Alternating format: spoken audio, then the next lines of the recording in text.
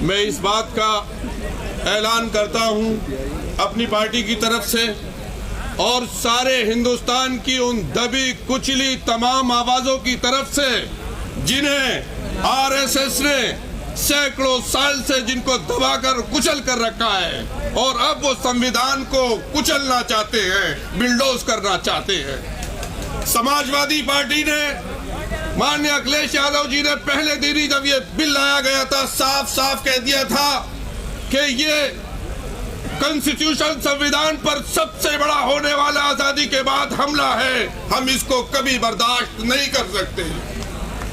दलितों के ऊपर जो अत्याचार हो रहा है, आदिवासियों के हुकूक जो खत्म हो रहे हैं और सिखों के मामलात में जो दखलंदाजी हो रही है, ये क्या तमाशा रखा है? आप समझते हैं हम कब तक बर्दाश्त करेंगे? देश की जनता के लोग, देश की जनता के मूड को पहचानिए। सारा ईवीएम से नहीं चलेगा, मुल्क संविधान से चलेगा। अगर कोई इस गलत फहमी में है तो उसको गलत फहमी दूर कर लेनी चाहिए। 24 के पैगाम ने इंतखाब ने पैगाम दिया।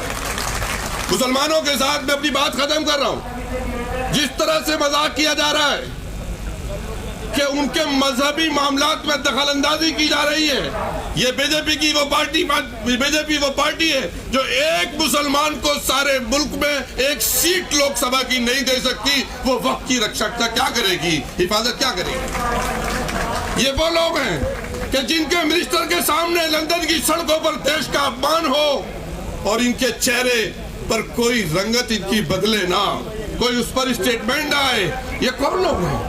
देश की जमीन अरुणाचल और हिमाचल में खिसक रही है जमीन, उसके ऊपर सरकार ने आके बदली है। ये सिर्फ हिंदू मुस्लिम इशू को उठाकर लड़ाकर अपनी सरकार को मजबूत करना चाहते हैं। मैं अपनी बात को खत्म कर रहा हूँ इस पैगाम के साथ कि ये लड़ाई लंबी है। ये लड़ाई उन अंग्रेजों के गुलामों से है जिन्होंने देश के साथ कभी अहदे वफा नहीं किया, और ये देश के उन वफादारों से है जिन्होंने 100 साल तक देश की धरती को बचाने के लिए, देश की इज्जत और वकार को बचाने के लिए अपनी जानों की कुर्बानियां दी हैं। लेकिन मैं एक मशकूर भी हूँ, मोदी सरकार और आरएसएस का मशकूर भी हूँ, शुक्रिया भी अदा करता हूँ कि उन्होंने देश की सोई हुई आवाम को जगाने का काम किया है। अब बात असल मुद्दों पर होगी, लड़ाई झगड़े की बात नहीं होगी। ये होली के अवसर पर बहुत लोगों ने चाहा लेकिन कामयाबी नहीं मिली, इसलिए कि हिंदू मुसलमान अब ये चाहते हैं कि इत्तेहाद के साथ, मोहब्बत और भाईचारे के साथ मुद्दों पर देश की तरक्की के लिए बात होगी। अब नफरत की सियासत इस मुल्क में बंद होगी और वक्फ बोर्ड एक बड़ा इशू है, इस पर हम सब लोग, सारे हिंदू मुसलमान सिख ईसाई सब मुत्तहिद हैं। अगर हिंदू इंडोमेट में किसी क्रिश्चियन का दाखिला नहीं हो सकता, हत्ता के मामला ये है कि हमारे दलित भाइयों को भी दाखिला नहीं मिलता है, मंदिर धोए जाते हैं, तो आप कैसे मुस्लिमों को वक्फ बोर्ड में शामिल कर रहे हो? आर्टिकल 26 का उल्लंघन कर रहे हो। इसको बर्दाश्त नहीं किया जाएगा। मैं अपनी बात को खत्म करता हूँ। बहुत शुक्रिया।